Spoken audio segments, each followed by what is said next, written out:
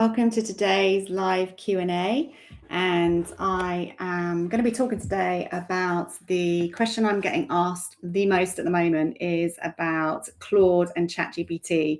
So if you've been reading the news or even speaking to your colleagues, lots of people are jumping over to Claude and extolling the benefits of Claude. And I did go over and I did get the pro license and give Claude a test to see how I got on. And I liked it. I absolutely liked it. And I started to generate content from it, blog posts, etc. And I did really like the content, and I did find it very different to what I'd been producing with ChatGPT. However, after about 4 weeks, when I was coming to the end of the monthly license, I did notice that I was coming up against the same type of content that ChatGPT was generating. I was coming up against the same issues in terms of the AI signals that the content was starting to generate. Some of those really common signals like the power of three, passive voice, etc., they were exactly the same as the OpenAI large language model was creating. So after a while, I started to recognize that it was producing the same level of content. And also what I started to do, which is I do regularly, which is a really good practice, was to take some of the content that Claude had generated and then pop it into ChatGPT to get feedback on it. And actually what the feedback that ChatGPT gave me on the Claude content was absolutely on point, and it edited it and got it to the version and to the standard that I wanted. And I'm not just talking about subtle refinement, I'm talking about complete rewrites that absolutely settled with me a lot more than the Claude content. So after the end of the 4 weeks, I did actually cancel it and I went back to good old ChatGPT. And one of the reasons I think that lots of people are moving over to Claude, I'd be really interested to hear people's opinions about this, but Sam Altman did a very interesting interview on a podcast called Nearly Human or Almost Human, where he sat down with somebody and did an interview, which he does regularly. I think he's doing a few of them at the moment. But what he does is he talks about OpenAI and the future of AI. And he said something very interesting within that interview. And I think I know why he said it. And he mentioned the fact, and there was quite a lot of complaints around this at the time, that ChatGPT was getting sycophantic. And it became very apparent that the AI was trying to build a relationship with us in terms of it being complimentary, telling us what a fantastic idea. We probably all experienced that when we'll be talking to these large language models, and how they were definitely trying to become friendly. And there was lots of complaints about it, actually, most notably two very, very sad suicide instances in the States. I think both of them were in the States, going right back to 2023, when a young chap called Matthew Dane unfortunately used ChatGPT while he was suicidal, and they are absolutely saying that it was ChatGPT's had part to play in the suicide. Most recently, in March of 2026, we also hear about the really sad case of Luca Waker, who also committed suicide, and it has been proven that he got the idea for his suicide pact through ChatGPT. I think what's happened is OpenAI has opened their eyes to the fact that actually there has to be a balance between the relationship that we're forming with AI and them taking responsibility and taking this approach to not making it to the point where we trust it so much and for it to be so influential in our lives. So I find that really interesting, whereas I haven't seen the same from Anthropic. So Anthropic are the people that create Claude. So I'm wondering, actually, when I first went into Claude, was it the personality that was really winning me over, and the fact that it spoke to me and it was really friendly and it was really hyping me up with the things that I was creating, which it absolutely definitely was? Or was it the fact that it was generally producing better content? So it's a little bit like when you have friendships, right? And you have your friends and then you meet a new friend, and that can be really exciting when you first start interacting with them.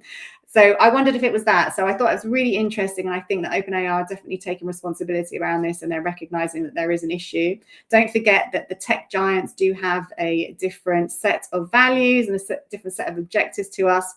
They want us to build a relationship with their AI tool for that very reason. And it is the first time that we have created a relationship with technology. So if you are within your prompt saying please and thank you, you're already developing a relationship with these AI tools. That's something we've never done before with technology. If we think back, it's always been switch it on, switch it off, very distant relationship. However, if you're talking to it, it's hyping you up. There's no friction in the relationship. We are going to start to develop a relationship with it. Also, the features. So ChatGPT, you've got to stay on point. ChatGPT's just launched its new image generator 2.2, and it's absolutely fantastic. I had a play with it the other day. I'm going to put something on my Instagram account, how I basically would have saved about £1,000 on a photo shoot just by uploading a head image of myself, and it's able to create lots of lifestyle images, not just inside environments, but also outside environments. And they're absolutely fantastic, really, really good quality. I would say it's on point with what Nano Banana is able to produce. So if you haven't checked it out, go and check out the new ChatGPT 2.2 image creator. Also, everybody was talking about skills within Claude, but quite frankly, I don't see the difference between skills and GPT. So I'm a fan of GPTs. Again, check, they're always updating their features. And also the new ChatGPT 5.5 is fantastic in terms of speed and also in terms of its output. What I would say is what is actually fundamentally going to make the difference between which AI tool you use is ultimately what you're training it on. So regardless of how good your prompt is, and we see lots and lots of posts all the time saying, I use this prompt to create this, I use this prompt to create that. Ultimately, what they're not telling you is the most important thing is to train that AI tool on your brand. And that's what I encourage all business owners to do, is to take the time to really work out what you want to feed the information, because you are basically training it and creating like a brain within that large language model based on your business. That's one of the things I do in my course called the AI Powered Entrepreneur, which is a monthly live workshop with myself where I take business owners and founders through that exact branding strategy step by step. So regardless of whether you've done branding before, regardless of when you've done marketing before, I will show you just how powerful AI is in terms of creating your brand strategy. And not only that, what we then do is create a custom GPT, which is an agent that will actually perform tasks such as building strategies for you across growth, marketing, sales, etc., just by the press of the button. You hear a lot of talk about agents. I'd say the majority of businesses are not in a position to set up hugely complex automations using AI agents. What custom GPTs do is they introduce you to AI agents in a very controlled and simplified way. So once you learn to operate with GPTs, you learn how to create the instructions for GPTs, then you'll be much more confident when you're ready as a business to actually embrace AI agents. So that's something that I really encourage people to do. So check out my website, the AIadvantagedacademy.co.uk. Have a look at that course, the AI Powered Entrepreneur. There's lots of testimonials there on people that have done the course and what they've benefited from it. So yeah, and be careful of the AI tools. You know, I think we are definitely in a season where there are so many AI tools coming out onto the market.